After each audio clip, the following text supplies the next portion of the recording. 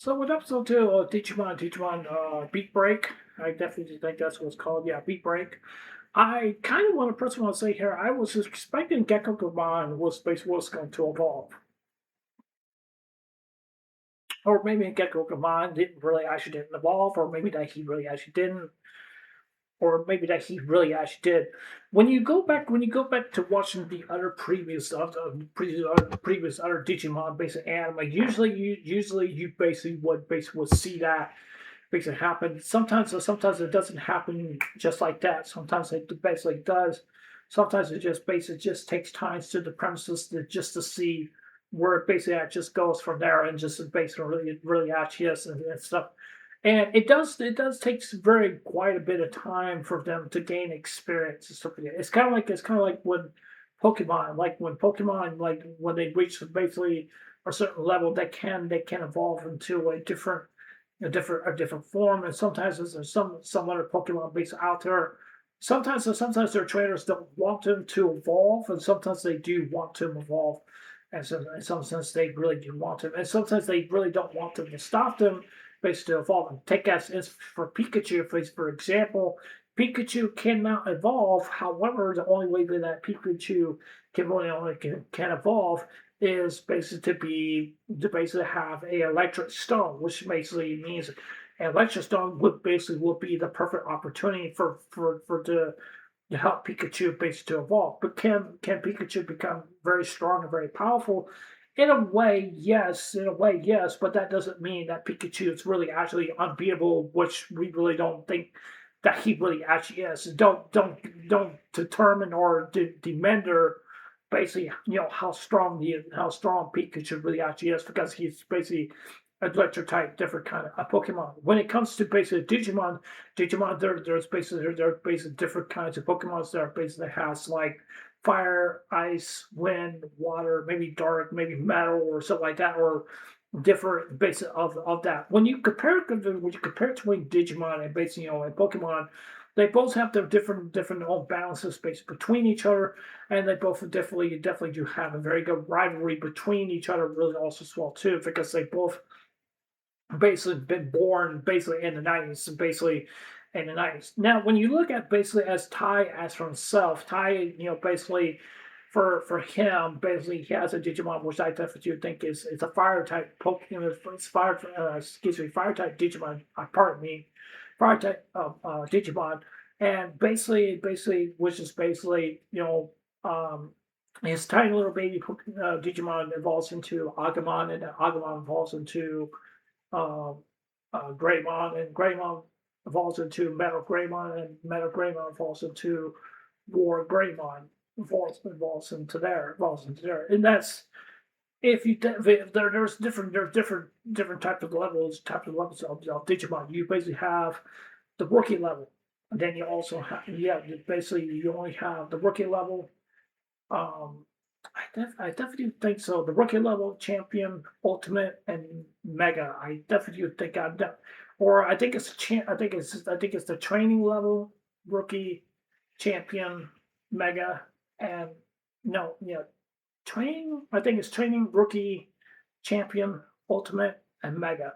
So based from basically from there, because usually when a Pokemon basically evolves into basically different, like let's say like ultimate for example, or basically mega or champion or anything like that, and when they evolve and they're in that kind of stage, they lose their percentage. It means they lose pretty much. Well, they go back to normal, or they basically just go back to being a baby Digimon. That's basically what they're born and stuff like that. I kind of want to personally say if I want to say this, I definitely like Digimon season two a lot better than season one, because I think season one kind of starts off very slow, and I don't think that's not really basically a good thing based on my example. I really didn't care about season one really all that much, because they really didn't really have that much excitement basis for me. That's just my opinion. That's what I definitely did think.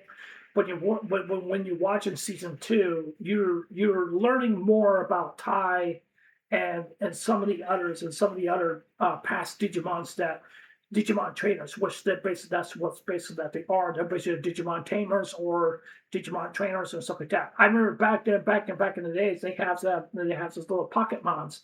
Those little pocket mons you have, it's a thing that you basically have, and you have to train your Digimon. You have to make sure it eats and sleeps and goes to the bathroom, whatever that does, and stuff like that, or basically Tamiyachi or whatever you want to call those different little things.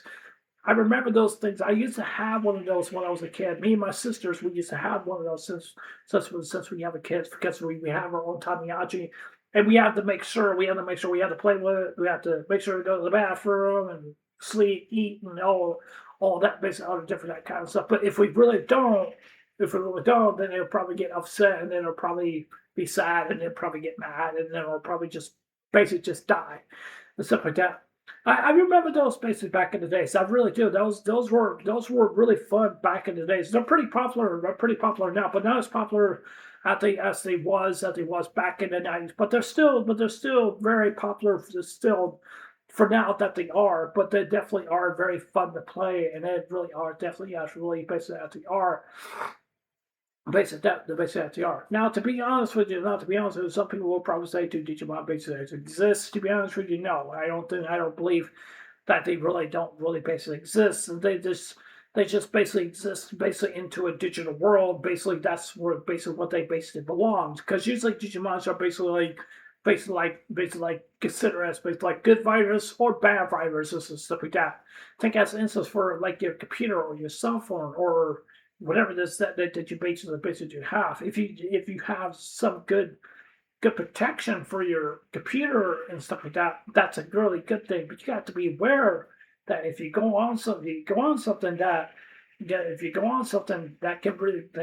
can be such a really bad situation, that's not good. That's not a really good thing. You can get viruses on your computer. It can affect your computer. It's like a virus. Like, let's say, as for a rattlesnake or any kind of poisonous snake, you get bitten by that poisonous snake. Guess what? It's going to affect your body, and then you're going to die. That's what basically what's going to happen. But the laptop is basically like you get bit by a rattlesnake or bitten by a snake, and then guess what? The computer dies, and then you die also as well too. So now I want to talk about also too about the main protagonist. I definitely do think that the main protagonist, he seems like he's not a cold-hearted person. I don't think that he really is basically not. I could tell that he's the kind of person that I definitely do think that he wants revenge, and it's the stuff against the hyenas. And the reason why I'm based on saying that, because I definitely think the reason why I'm based on saying that, because I definitely do think that's what he really wants. I definitely do think that he really do wants have revenge basically against him. However, that was not the case. However, basically in the next episode 3, I definitely do think that he is going to get his revenge, and I definitely do think that he really actually is. But the question is he going to become a Digimon cleaner? Digimon cleaners are basically they go after evil Digimon, and they have to do that because they have to stop them from basically killing humans, or I would say that this is if they are killed or basically or not. Now, however, the brother he is not killed. He is basically still alive. He's basically frozen into a comatose based kind of state. It means that he's basically not really responsive, and means that he's not really basically responding really all that well. Means that he's pretty much frozen into a state where he cannot really think or cannot really read or cannot really basically respond or anything like that. Means that he's basically in a coma. That's what basically that he is, and basically that he is. But when you have people that has been uh, bit my cold heart or something like that, I definitely do think that's what the Digimon do. They drain off the human power. Either that they can die, or either that they can be put into a coma, and they won't be able to basically make it back. Now, what basically one thing I definitely want to say here, that the girl back in episode 1 with the girl with the brown hair, Himari Mon, to be honest with you, based with her, I'm really kind of questioning is that if she's still alive also as well too. And I'm really kind of wondering if she really actually yes, because I definitely do think that she was going to be definitely a potential base of a good character based in this anime. I definitely do think that she really was because I definitely do think that I don't think we're not going to see the last of her, but I think we're probably going to see maybe more of her basically into the future. And I'm also kind of wondering about that mysterious Digimon also as well too. And I wonder what kind of Digimon that really actually is, and who is the master basically of that Digimon. Could Himari basically be the one that basically has that ultimate Digimon? That could be a very good possibility, but there's a very good possibility. The question is, could she be alive or could she be dead? I'm kind of wondering because if Asuki is basically still alive, then that means Himara is also basically still alive also as well too.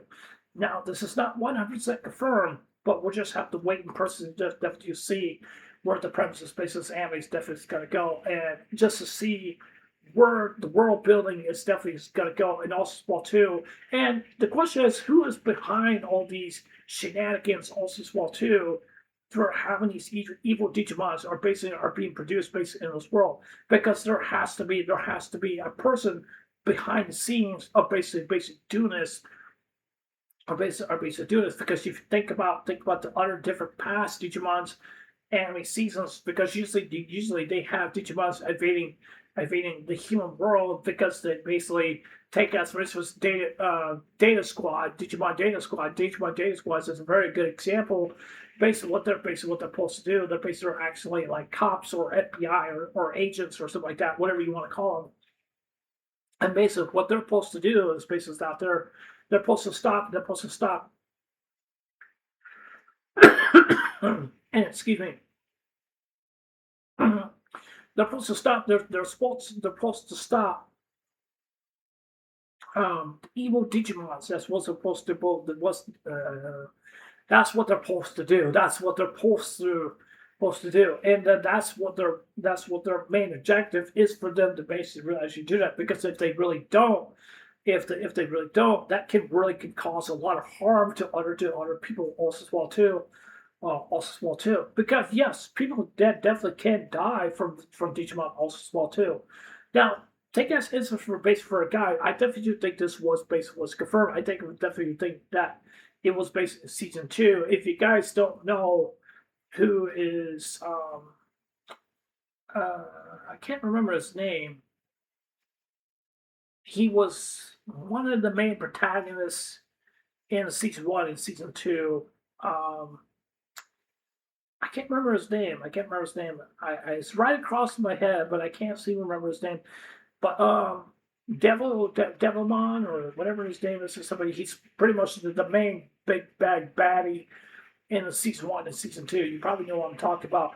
Anyways, but it was he possessed basically a human, and he basically did, and he was basically pretty much a notorious, basically very bad villain.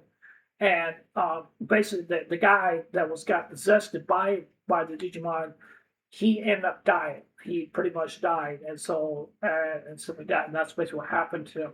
If you talk about Ken, basically Ken is basically a great example. He turned into basically an evil, basically kind of villain, but then he kind of redeemed himself and basically actually is. But one of the most saddest ones, basically in the episode, I thought about when I cried really the most, that that Ken was being rejected, and was that he was basically being put down really a lot. I mean, very a lot. He really was. And I was going like, wow. I was going like, wow, this is really sad. And like all the rest of the Digimon were really angry at him, didn't care for him or anything like that, and say like a lot of awful things to him. And it just really kind of felt to me, it was very sad in such a way. And it felt very depressing watching that episode. It really did. But I like the fact where he redeemed himself, because basically Wormbomb basically where that was basically Ken's Digimon. So pretty much Ken, yeah, he did redeem himself, and he did a lot of good things. He did a lot of good things basically with his counterpartner, um, Basically, it's kind of partner in crime. I would definitely say is I can't remember his name. It's been a while since I've seen it, but yeah, definitely. Those animes are definitely good to watch. But yeah. Anyways, that's it for this anime direction. Anime review. Anyways, it's Sunlight. I'll see you guys later. Take care. Hope you guys have a wonderful day. Don't forget to subscribe. Please consider subscribing. Please like one, give me a thumbs up or give me a thumbs down, and please do comments below. Anyways, I love you guys. Take care. Hope you have a wonderful day, and I'll see you guys later. Take care. Bye.